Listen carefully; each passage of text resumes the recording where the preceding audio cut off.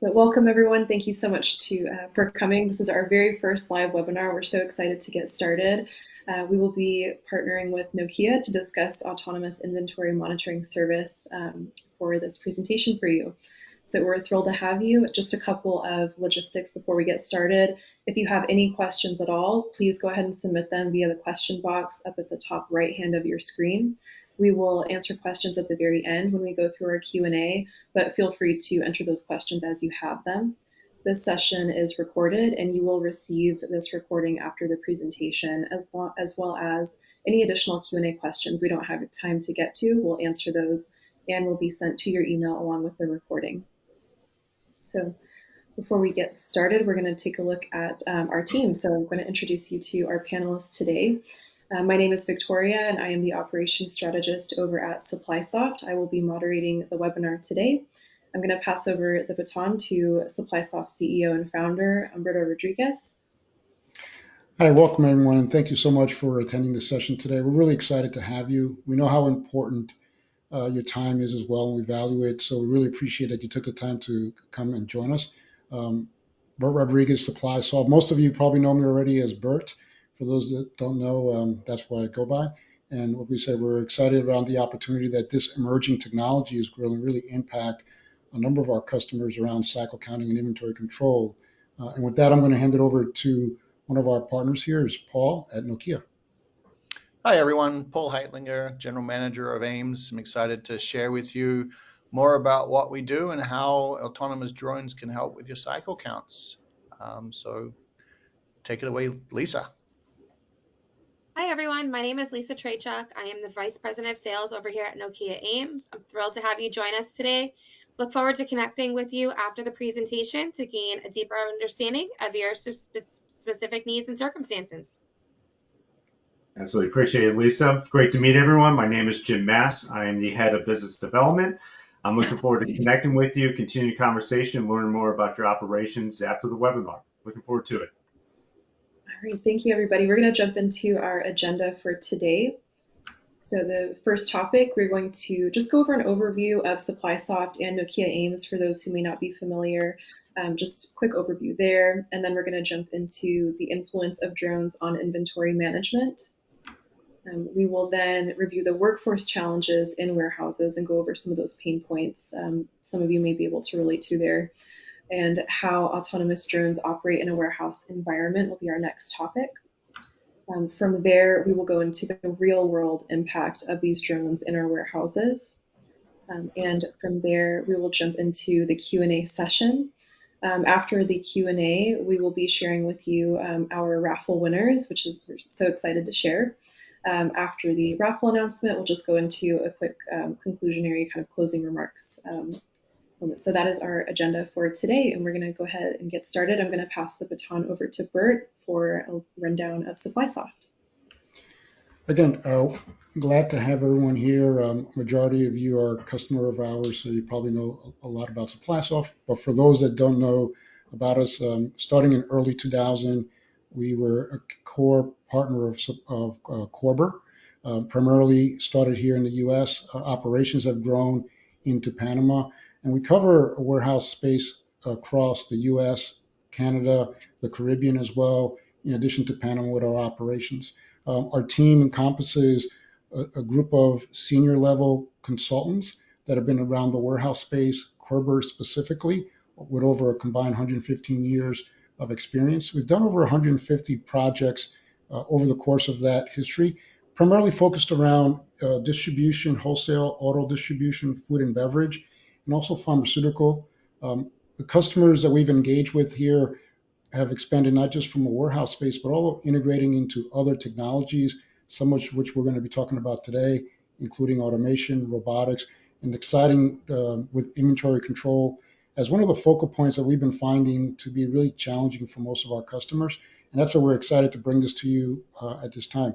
This will be, I should mention, the first in a series of similar types of events that we're going to make to really educate our customer base on the emerging technologies. There's a lot of talk going on around AI and robotics. And we're excited to see how this technology is trickling into all spaces of the operations that we work with on a regular basis. A lot of the work that we've done over the years is core around the platform with Corber. Central from the early stages, we were focusing around warehouse and warehouse management. That application has grown to encompass a number of different supply chain suite applications, including things like voice controlled picking, robotics, and the emerging technology that we're really excited about with inventory control and inventory management, as I was mentioning earlier, is really a pain point for a number of our customers. We've always been able to do cycle counting. That's always been helpful. But with the challenges that are being experienced today in most of our environments with labor and labor shortages, often our clients are telling me we're just not having enough people around. And what they wind up doing is taking resources that would normally would be allocated to do things like inventory control and cycle count and shifting them to operations like picking and receiving and put away. So it's an important technology that's going to hopefully help to offload or balance that. And I'm going to introduce Paul to talk a little bit about Nokia and AIMS and how to go about doing that. Great. All right. So hi, everyone, again. So as I said earlier, I'm the general manager of AIMS. So I'm the guy that's making sure that what we build and offer to customers meets your needs. Just a little bit about where we got started. So AIMS was originally a research project in Nokia Bell Labs. I'm not sure how many of you have heard of Bell Labs, but it's this 100-year-old today. This year is our 100-year anniversary. But it's Nokia's research organization. It started off the standalone entity, then was AT&T, and is now Nokia Bell Labs. All the research that's gone on here has led to 10 Nobel Prizes. That's an unheard amount. That's up there. I think it's probably more than most every university. But the research, the R&D that goes on here is all about solving problems for real world issues. And it's primarily network related automation, a lot of industrial applications, and specifically around AI and robotics. There's a big AI and robotics research program here within Bell Labs. We're based here in New Jersey, in Murray Hill, New Providence, made a huge campus. If you're ever in the area or ever come up to New Jersey, we welcome you to come and visit. There's a museum here that goes through all the different things that have been invented here. So AIMS was originally a research project, and they were trying to solve the problem, again, a real world problem of trying to automate the growth of plants within vertical farms. So if you think about a vertical farm, there's lots of plants growing on trays in a warehouse-like environment, and they wanted to figure out how they could use drones and computer vision and AI and ML to learn how the plants were growing and monitor the health. And so that was the origin of AIMS. It was very successful. And as they went and as the team thought about, well, is this something that we can apply to other industries? It was like, hey, this is very similar to the warehouse industry and inventory. There's inventory that sits on racking and shelves in big warehouses. Hey, that's a huge opportunity. Let's turn that into a business. And so that's how we got started. We spun out of Bell Labs. We're still within Nokia. We're our own entity. We go to market on our own. We develop our own products and services, but we continue to rely on Bell Labs research. So everything that we do has a lot of PhDs and researchers working on it. So if we think about the industry, and we think about what's going on in the warehouse industry generally, you guys are all in the space. You all know about the increase in costs, right? So there's increase in costs. The square footage of a warehouse is increasing, as you can see on the right. Inflation, the cost of labor is increasing. Investments in technology require large capital outlays, right? And on top of that, we have an increase in demand. There's more e-commerce. There's more need for warehouses for storing, for shipping, for being on time. There's no more, we can ship it in a week, or when we get to it, things have got to be shipped immediately. And with, who knows what the future will hold. And all we think is that, the changes in the US regimes and with tariffs potentially coming, that the demands in warehouses are going to be even higher. And so on the next slide, if we think about how you stay competitive, when we think about how you ship things on time, then making sure that there's always availability of product requires stock takes and cycle counts, right? And these are done for different reasons, either for regulatory issues, SLAs with customers, ensuring that costs are controlled so you don't double order, things are shipped to customers on time, so you can't go and look for things if you can't find them, if there's an immediate need to ship something. And so, as you all know, cycle counts and stock takes and inventory counts are just part of doing business, right? But it's expensive, right? You have to apply labor to it. You have to apply technology to it. It's training costs, those things that we talked about earlier, and it's very low value work generally, right? We hear from some customers, we heard from one customer particularly said, hey, we have to threaten our staff to do the cycle counts and stock takes. And we have to say, if you don't do it, you're going to get in trouble because nobody wants to do it. It's really low value work. Humberto, I don't know if you have any other thoughts on the cycle count process and what it means for customers, but Sure. Yeah, no, actually, on that point, it's one of the challenges that we continue to see similar is by taking the cycle count, which is a very critical part of the operations of any facility. Unfortunately, due to labor shortages and challenges, these very important roles are shifted, and people have to jump in because often I'm hearing customers say, "Gee, last week had 2 or 3 people that were out of the warehouse due to illness, due to a lot of different reasons." And what that means is that then they have to take people from important roles like inventory control and have them go into operations like picking or shipping or even replenishment or receiving or put away, all these different things that happen in the facility. But with that labor shortage, then they're not able to do that. And that goes directly to one of the most important parts of any of our operations is the inventory and the inventory control. Because as we all know, if we don't have the right and accurate inventory in the positions that we believe they should be at, then what winds up happening, pickers arrive at that location and the inventory is not there that they were expecting. And that creates a whole other round of challenges they have to go through. Inventory for put away, for example, becomes a challenge as well. So there's just a host of things that start to happen. And so the more that we can have an opportunity to have accurate cycle counts on a consistent basis, not on an ad hoc basis or like when we get around to it, which is often one of the things that we see. We have through our reporting see that there's a number of scheduled cycle counts to be done, but unfortunately they just get accumulated. And after a while, people just kind of throw their hands up and say, we're going to have to get to that, or we're going to wait and do a full stock count at the end of the year.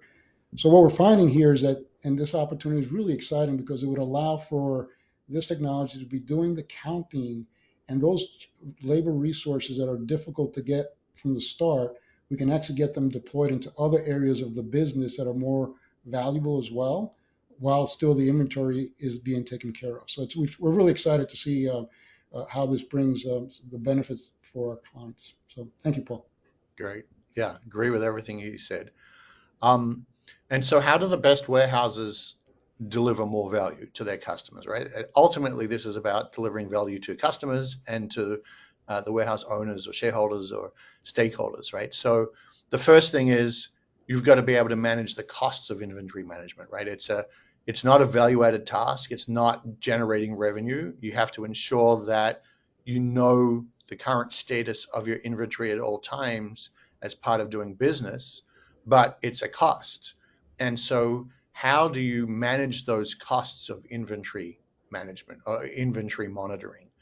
So reducing the best warehouses, and let's face it, I think most of you, unless you're a warehouse for a manufacturer, most of you are in a competitive environment.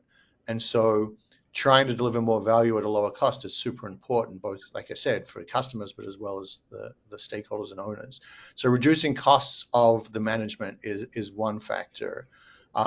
And so assuming that we have to do cycle counts, how do we improve the efficiency of it? How do we make it better and faster and more accurate?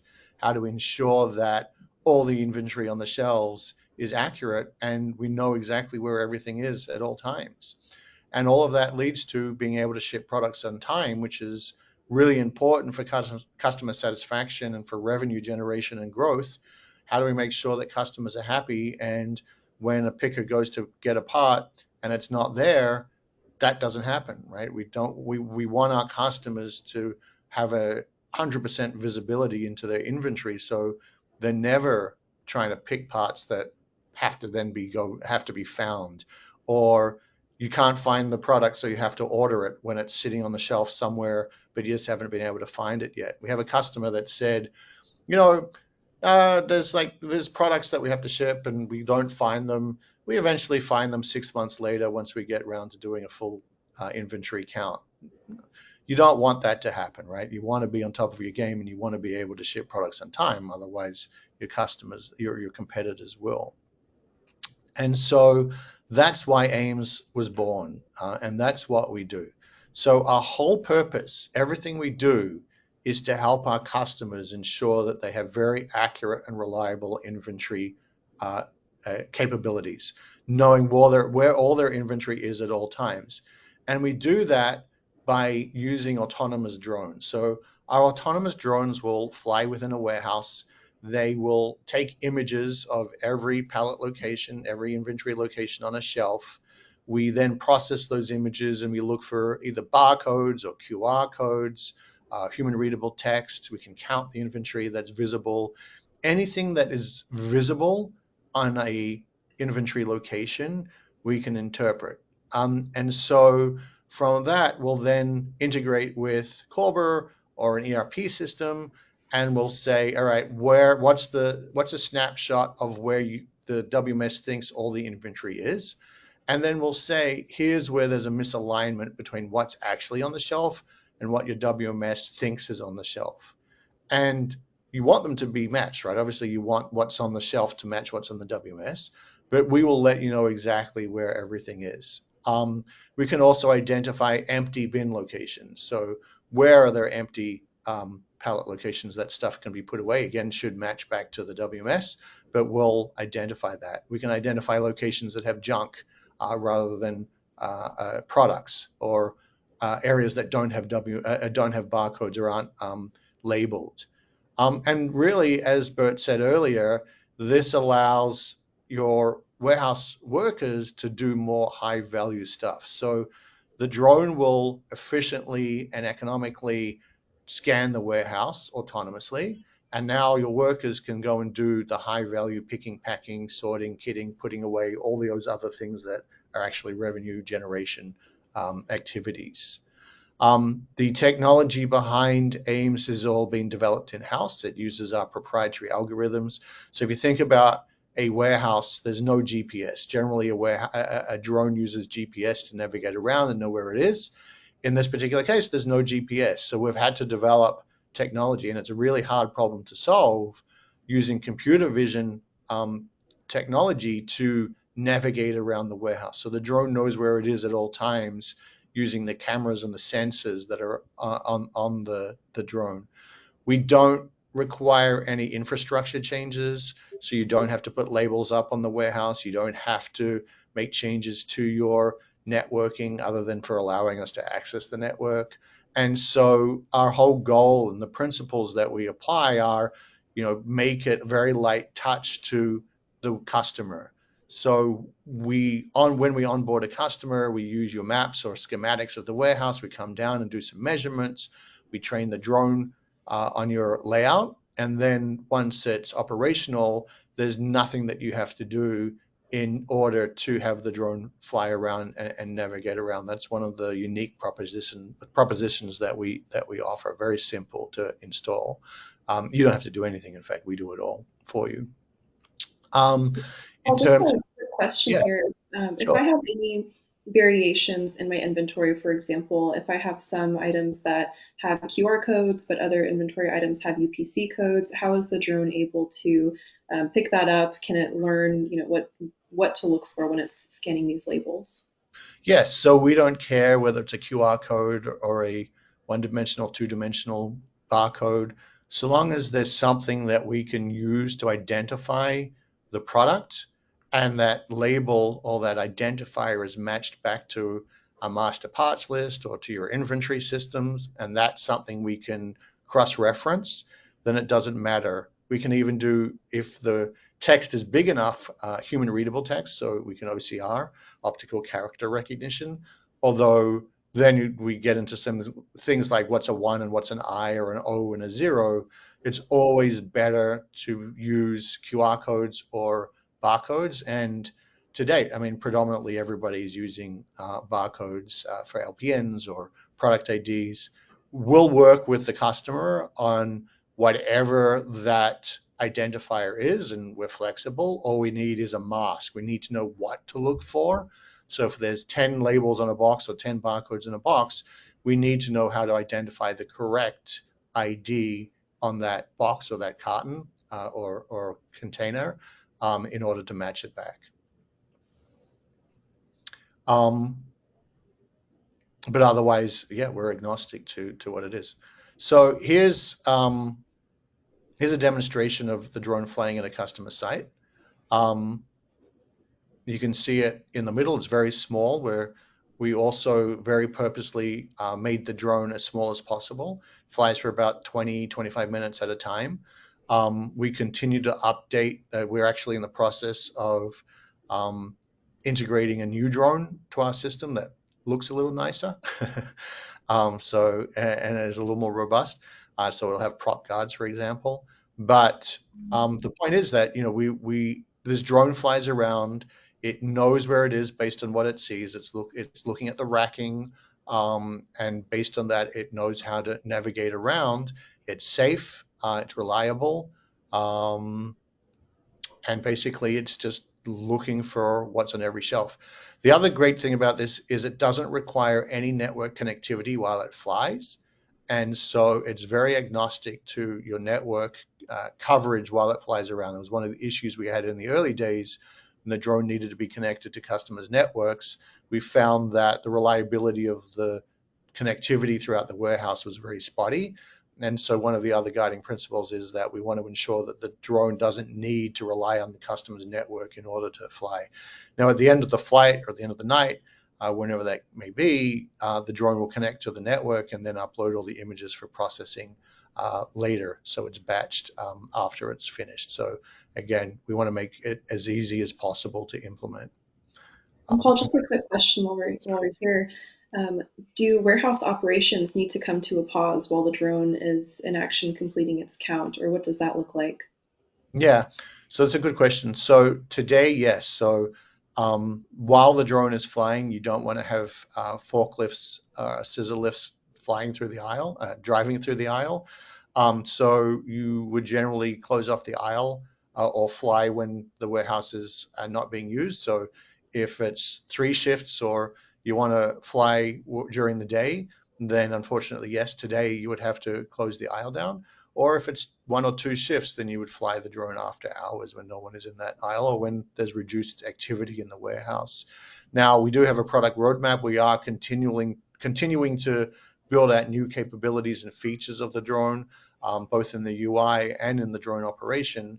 And so it is a roadmap item for this year that the drone will have avoidance. So if somebody or a forklift comes down the aisle, the drone will be able to sense it and move out of the way. But that's not yet implemented.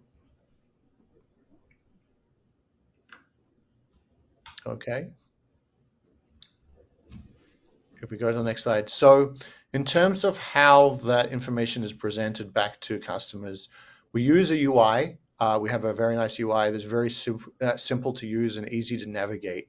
And basically, once the inventory manager or warehouse manager wants to come in and see the status of the inventory, they can come to this UI, and by date and by area or by product, they can come and see where the mismatches are, where the inventory has been lost, where it's been found. So for example, in a 250,000 square foot warehouse, just making this up, one drone wouldn't be able to scan the whole warehouse every night. It gets broken up over a series of nights or days.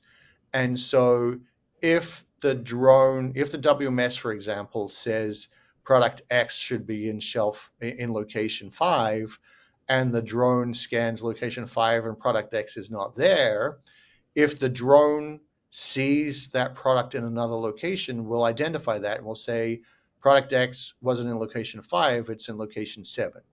And so then you can go and see that it's in a different location. If it's not seen at all during that scan, we'll say that product is lost. We haven't seen it at all in that day's scans. On the subsequent days, if that product is found, then we'll say, hey, we've seen this product in aisle 27, that's where it is. So we found that product at a later time. So there's all sorts of different categories and ways to slice and dice the data based on what you want to see. It's customizable. There's a settings option to change all the different, like how you want to see the data. If you see on the UI in the top right corner there, there's a drop down. That's how you can change the view to see the data that you want. Maybe you just want to see empty bin locations. You just want a list of where we saw empty bins or where there are empty bin mismatches. So for example, is there a product in a location that's meant to be empty? Or is there an empty bin now full? Anyway, you get what I'm saying. There's so many different ways to categorize the data. You can see it any way you want, along with the count. On top of that, now traditionally, if you wanted to do an investigation as to what's in that location, you'd have to physically walk there, get in your scissor lift, get up in the scissor lift, and see what's there if you want to reconcile the location or the bin. Now you can do it from the comfort of your desk on a tablet or a computer anywhere in the warehouse or outside the warehouse. You can now see images of each location in the UI. So you don't have to physically go to each location to see what's physically there. You can see it in the UI. And the drone's taking images the whole time it flies. And so you get this view of all the different, multiple viewpoints of the same bin, the same location from the screen. So we localize all the images to each bin, and then we present them to you in the UI, and you can go and look through all the different images to see what's actually there. And then finally, the last thing I want to add on this is that we're working with Supplysoft and Humberto and team, so our product managers and Humberto's product managers are working closely together on how can we make this integrated with Cobra and Cobra Edge. So today we have a separate UI, but tomorrow at some point we will have that integration. So a lot of this data you'll be able to get directly into Cobra, like so where there are mismatches or counts that are incorrect, we can, after you've checked them, you can then update your WMS directly without having to manually go in and look at the UI first. Today we do provide an export function, so you can select a particular view and select particular bins that you want to export into a CSV, which you can then use to rectify or to hand off to someone else to go and look at. But tomorrow we believe we're going to be able to do that within the UI. Humberto, anything you want to add to that? Yeah, no, thank you, Paul, for that. I wanted to actually mention a couple of things at least there. It's one of the things that we see often in our facilities, and all that shouldn't happen. From time to time, inventory moves. People are supposed to scan a pallet, bring it down, and put something else. But those things just don't happen for whatever number of reasons that they don't occur. And you have enough of those going on throughout the facility, as I was mentioning earlier, you start to have operational problems and inefficiencies. So by having this data, and as Paul was mentioning, as those drones are finishing and providing that data back, for a lot of our customers, you're used to working what we call an inventory variance report. And that's really to compare what is in the WMS compared to what the actual count has, that we can then compare and say, hey, we have a difference here. And now we normally would send someone out to the facility to go to the bin and check why. So all of that is time. So the goal is that through this integration, we'll seamlessly be bringing that data into the WMS. We'll be doing variance comparisons of an actual count that the drone has given us to what the WMS thinks there is. And through some variances and tolerances, for example, we might say if it's greater than 10%, that is one that we really want to take a look at and not upload and process automatically, for example. So you're very familiar with our concept of a pending update so that we can control whether we make those changes or not, but through that tolerance. The other thing is, as Paul was mentioning, we find that a lot of the customers, even though we have that ability to record the count, you still got to go out in that large variance and send someone out if you have somebody available to go look at it.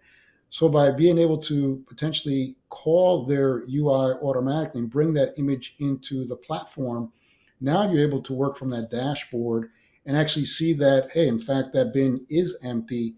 So I'm going to go and find out what's going on there without having to do a lot of extra legwork. So the goal is that, yes, over these iterations, we're anticipating the need to see a very seamless drones are doing their jobs. Those counts are filtering back into the WMS, and then we're running some comparisons as we've done in the past, and automatically being able to determine whether we want to approve that count or not approve that count. And the goal would be to minimize a lot of human interaction, but have access to the data and all these images. That is something that we're all are doing in the warehouse today, but you got to do it physically. You got to literally go out to that bin at that point in time and see what's actually there. So we're really excited about that opportunity. And this is, as I mentioned, as an emerging technology, is something that we see just a lot of other use cases that are going to be potential. Another example that Paul and I were talking about, because inventory tends to move around in buildings that we often don't like to happen, we have a put away function, for example. Somebody's going to be doing put away, and the driver, through our directed put away functionality, will tell them go to this particular bin because we expect that bin should be empty, or the cube says that there's enough space available for it. But they arrive there and it's not empty. So now that operator's got to certainly look up and suggest another location. But all of those kind of scenarios are impacting time and efficiency. So by having this more timely count and this timely images, a lot of these other operations within our facilities that we work with on a daily basis will help to make those even more accurate over time. So yeah, we're really excited about some of the opportunities that we'll be able to incorporate into what we're already doing in the WMS, just now with some additional data. Thank you, Paul. Yeah, that's awesome. Yeah, so we're excited about this partnership, and we believe that together we're going to be able to make this product much better and really, really useful, provide a lot of value for corporate customers. Okay, so in terms of ROI, so I mean, obviously you're only going to buy this if there's an ROI. And we provide, if you think about the inventory process, or how inventory is managed at your sites, either you're going to have a high labor cost to provide a high level of accuracy, right? So basically, I mean, it goes without saying, if you want to have a high level of accuracy, then you put more people on cycle counts, right? There's more FTEs that are dedicated to cycle counts. So in a large warehouse, we've had customers that say they've had 6 FTEs or more in not even a large warehouse, in a mid-sized warehouse, because they want to maintain very high levels of accuracy. And the way they do that is throw more people at it. So that's more cost, right? That's just a much higher cost just to keep track of inventory, because things move around so much, it's easy to lose things. Or you have a lower cost, in which case you have lower inventory accuracy. Again, rules of thumb. So you spend less money on the cycle count process, which means things are going to get lost more often, which means you're going to have all the downstream issues of losing inventory, but your costs are lower. Probably means that your revenues might be lower too, or customer service might be lower. And so what AIMS it tries to achieve is to both lower the labor costs while providing a higher level of inventory, right? So if, for example, you have 6 FTEs doing cycle counts, maybe you only need 2 FTEs now. So, one caveat is that we can't count inside a carton or inside a box, right? We can't physically see smaller parts within a larger container. And so maybe you just need to have cycle counters looking specifically at that use case rather than all inventory. So you reduce the cost of labor. And as I said earlier, the drone sees what it sees. And if it can read the barcode or QR code or whatever it is that we're trying to see, it's going to read it. It's going to tell you exactly what it is. There's no discrepancies. It's not going to miss barcodes so long as they're visible from the aisle. And so you're going to have much higher inventory accuracy. So on the next slide, if you think about all the different ways that we provide value and all the different benefits that AIMS provides, the biggest benefit is a reduced FTE need, right? So that's the largest tangible cost when it comes to inventory counting.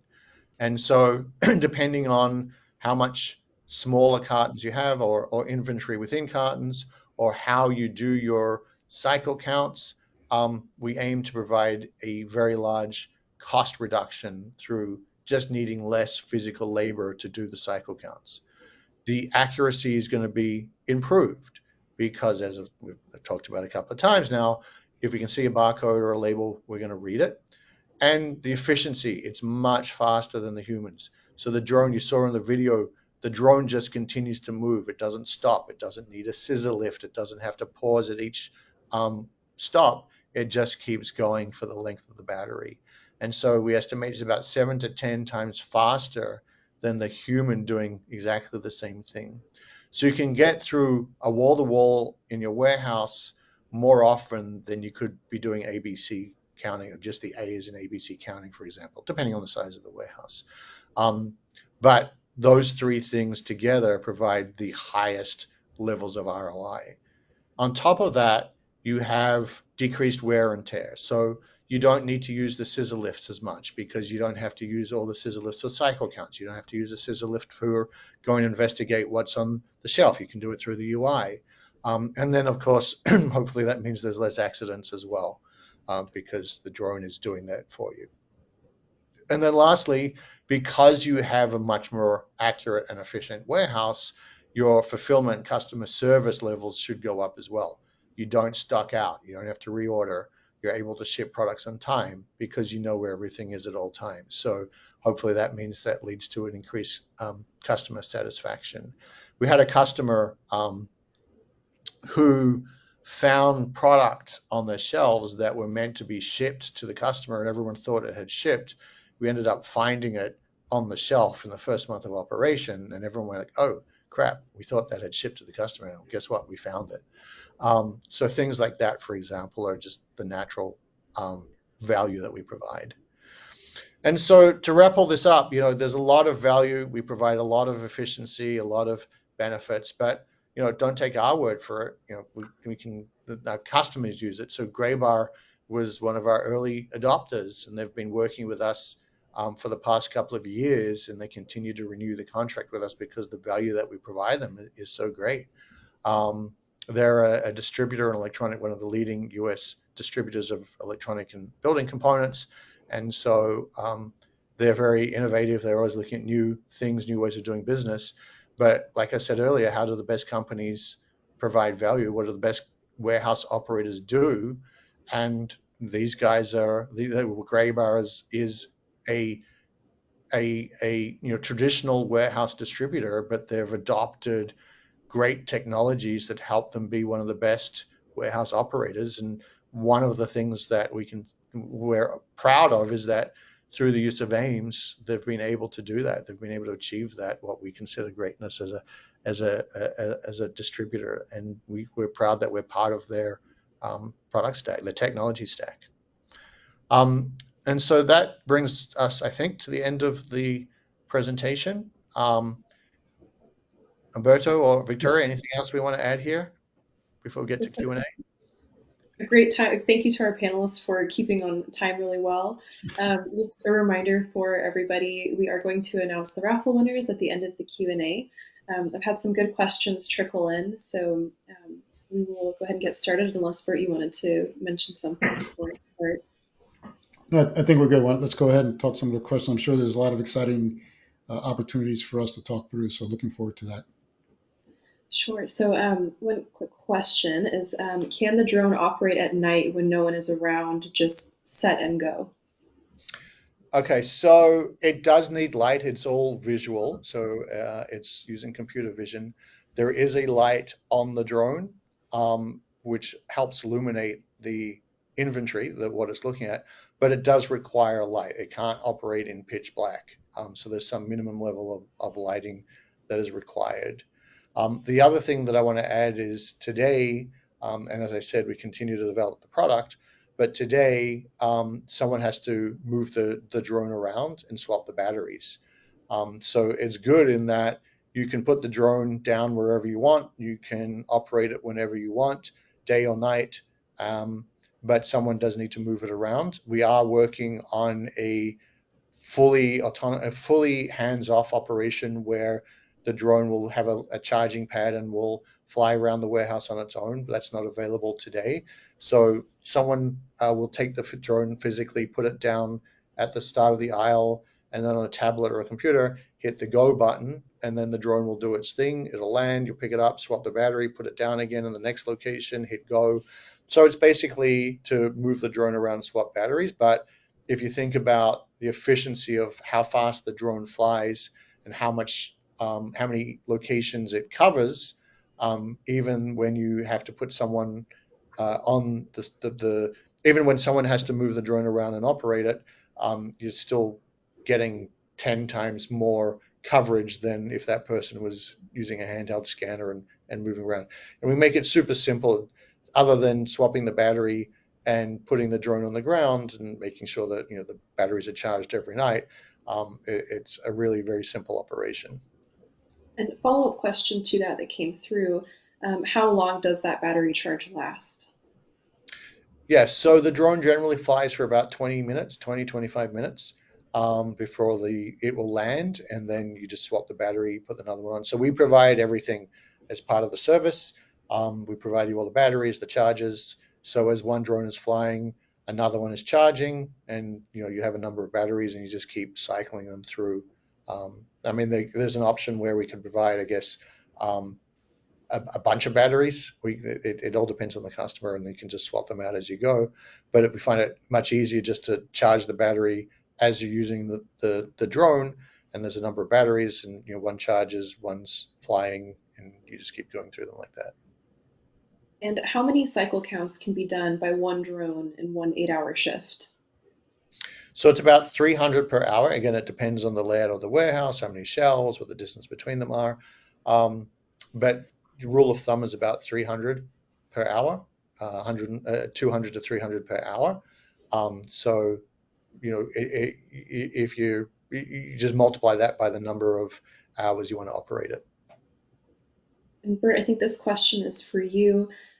What functionality would it require to transition over to labels that could be read by these drones? What sort of WMS change might there need to be? Changes might be required. Good, yeah, very, very good question. Actually, there really shouldn't be any changes because in that regard, there are going to be some things that we're going to look at, but in terms of the product and the labeling, that as Paul's mentioned, but in terms of the bins themselves, because we already have bin labels that are barcoded, and it's the same technology that the users are scanning. The drone would have that same ability to, as you saw, that drone was going up the rack. It's actually scanning that barcode, knows the bin that it's at, knows the item that it's then going to scan, and that's what's making it go.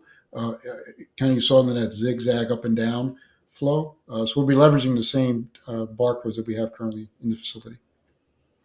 Yeah, just one thing I want to point out though, because we have seen this. So, and I don't know whether this is relevant or not, but just in case. So any barcode or any identifier on the box needs to be tracked through its life cycle.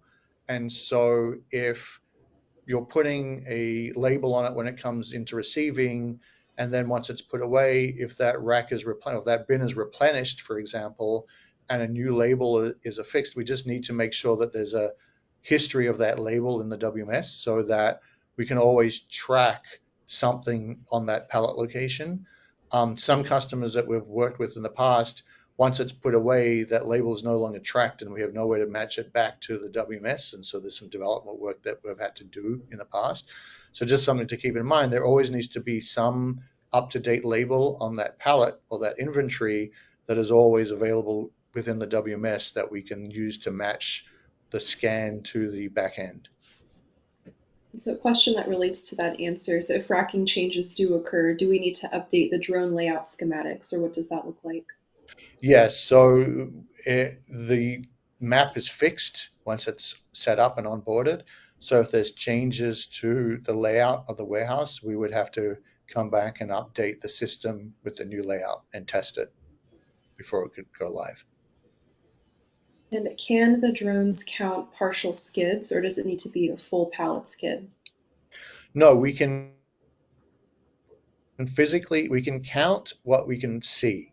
And so if there's a pallet or a skid that is broken apart, but you can see, so we need to be able to see basically in 3 dimensions what's on that pallet or that location. So even if it's broken apart, so long as we can see from the top and the sides the whole pallet, then we can count it. Now, the rule of thumb is if you as a human were standing in the aisle and you could look at a location and count how many boxes or items there are, then we can count it too. Now, what we can't do is count inside a box. If we can't see it, we can't count it. We can only count what we can see. We are working on a new feature that if you know what the quantity inside a carton is, so if it's quantity 5 and the cartons are unopened, then we are working on a feature where we can pull that information for each product and do the math to say we can count 10 boxes and the quantity is 5 per box, that's 50 quantity. So that's coming in the future, or in the near future. But again, I just need to reiterate, we can only count what we can see. And so if we can't see it, we can't count it. But we can infer counts from, so even if it's, I don't know, 50 boxes on a pallet and 10 have been picked, so long as we can reasonably see that the 10 picked are, gone from the top, for example, in an orderly way, we can generally count it. Wonderful, thank you. And this is a good one here. What factors influence the performance and reliability of the drones? For example, if my operations have extreme temperatures or low visibility. Yeah, the optimal environment is comfortable temperature, like room temperature, and no drafts would be ideal. We don't yet have any customers that are in below freezing temperatures, and I don't think we would. I don't know obviously that impacts battery life a lot. So we would have to test that and see on a case-by-case basis. We just haven't had that opportunity yet. And we also don't like to fly in windy environments. So if you have huge blowers or huge fans that are creating a lot of drafts, then that's not an optimal environment either. But generally, in most warehouses that even have heating or cooling, as long as it's not huge windy drafts that will buffet the drone and push it around, then it should be fine. But we would have to look on a case-by-case basis. And the next question is, what type of training is required for my staff to effectively operate the drone? Not much. So the latest release has even I can do it, and if I can do it, anyone can do it. No, I mean it's fairly simple. The UI, the operator UI basically has all these checklists. So it basically says, are all the lights green? On the UI, like there's all the checks that go on behind the scenes. So is everything green? Do you see the drone listed in the UI? Is the drone placed on the ground? Is the battery connected? You check everything off, and then you say which aisle you in. So you select the aisle, which is all pre-set up, and you select, if there's multiple missions per aisle, because maybe the aisle is too long for the drone or it's double-sided, you select which part of the aisle you're in, and then you hit the go button, and that's kind of it. Then you watch it. The drone will land, you pick it up, swap the battery, put it in the next location, and go through it again. So the training is relatively short, probably 30 minutes to an hour. One time we'd go through troubleshooting, when to contact us, but most of the time it just, the checks go on in the background automatically, and so we try and make it as simple as possible. There's no drone controller. You're not controlling the drone with a remote control. It's basically, where do you put the drone to get it started, and how do you swap the battery, and how do you plug it in at the end of the day, and go through it a couple of times with us watching. So yeah. I was actually going to mention that, Paul, because it's a good idea. When we think about drones, sometimes you think of, oh, somebody's got to sit there and actually kind of drive the drone. But no, it's really the technology. Once you set it to go, the technology is the one that's driving itself. So we don't have that, Yeah, it's that user autonomous. requirement. Yeah, it's all autonomous. Yeah, you don't have to have a drone. We don't require pilots. It does its own thing. The hardest part is just swapping the battery and then making sure to remember to plug everything in at the end of the night or day. Now, this question may be for both of you. In my WMS, can I set a variance of indiscrepancies in the data? So for example, if the count that the drone brings me is off by 2 or 3, is there a limit that the WMS can adjust for the drone count versus needing manual approval? So today we don't have that. That's a good suggestion. So we operate in a very agile fashion. So we're always listening to customer feedback. For the customers that we have, we work very closely with them, more of a partnership. And so generally 80 to 90% of the functionality out of the box meets most customer needs, but there's always variations. And we work closely with most of our customers to either implement things that are show-stopping, like if the customer says, we can't use it because it's not showing me X because we do things a specific way, then we'll prioritize that feature development. For things like this, we're always looking for customer feedback, and so we would add that into our roadmap and our pipeline, our backlog of feature development. And then depending on how many customers wanted it, how important, how hard or easy it was to implement, we would put that into our as a new feature. And I'll piggyback on that, Victoria, because I think if I understand the question, we're kind of anticipating that the drone is doing all the work that you've seen so far today. But one of the most important ones from us, from a WMS perspective, is that actual count and getting back that count and using things like our pulse alerts and some of the other ideas that we have. We can just know that there's a certain count that we have in the WMS, of course. What the drone is telling us was the count of that particular bin. And we'll do that kind of comparison. And then we'll have some guidelines or some rules that say, for example, if it's under a 2% variance, that's acceptable. Go ahead and accept that count, and nobody has to touch it. It's all seamless behind the scenes. We apply the adjustment, we post it, we send it up to the ERP, and it does all the work that it's been doing before. But if it's over a certain tolerance, let's say more than 10%, then there maybe we want to have a different rule that maybe we send out an instruction to go to the drone and count it again, for example, or maybe that's one that requires a human to go out. So the goal is to minimize the human, of course, and having more the drone doing that work. But these are some of the ideas that, yes, as we're working through together with the technology folks over at Nokia, going through some of these use cases that we just have been experiencing over the years with our clients to handle that. But hopefully that helps to answer that question a little bit in that regard. Yes, I think so. And this will be the last question that we have time for. If the lights are accidentally shut off in the warehouse during evening hours, will the drone automatically stop performing? If the lights are shut off? Yeah, if Yeah. there's no light, it won't be able to. It's a good question, actually. I don't know the answer. What happens if the lights aren't on? I don't know whether it just can't initialize and it would just throw an error saying it can't initialize, or I actually don't know. That's a We'll have question to we have to we'll have find to out. get back to you on that. Of course, like I mentioned before, we will send out all the questions that we didn't have time to get to today, as well as this question. We'll go ahead and answer all of those and send them out so you can read through. And yeah, thank you everyone for your great questions. We're going to jump into the raffle winners. So if you could go one more ahead. Thank you. Sorry. And feel free, I'm seeing some additional questions pop up. If you do have any other questions, by all means, get them in within the next 4 minutes before we do end the webinar so that we can make sure that we get to those, get you that information. So for the first prize, this is a Digi drone from the Nokia team. We did prior Scouts honor, this was all randomized. So for anonymity, we'll just say first name and first letter of or first initial of the last name. So the winner of this was Anna S. We will reach out to you separately and get the delivery information where we can send you your drone. Yeah, Anna S. Yeah. Congratulations. Congratulations, Anna.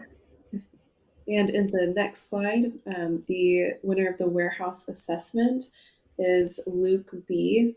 So congratulations, Luke. We will reach out to you as well after the presentation to get that coordinated. Congratulations. Congratulations, Luke. All right, everyone, thank you so much for attending our webinar today. It was an absolute pleasure. Thank you to our panelists for having just wonderful dialogue for everyone. It was very educational and very fun to see the new technology that's going to bring great impact for our customers. Yeah, thanks, Yes. Victoria and Humberto, for hosting us and for organizing it, and look forward to working with you and your customers soon. Likewise, and again, a special thanks for all of you. We know and we value the time, and taking an hour out of your day is something that is important, and we hope you found it really educational. We're available if anyone would like to have some additional discussions one-on-one and some of the detailed questions that we were going over. But again, just thank you very much for the opportunity, and we look forward to speaking to you soon. And have a great rest of 2025. And thank you for your continued support. Be well, everyone. Bye. Happy New Year. Take care. Bye.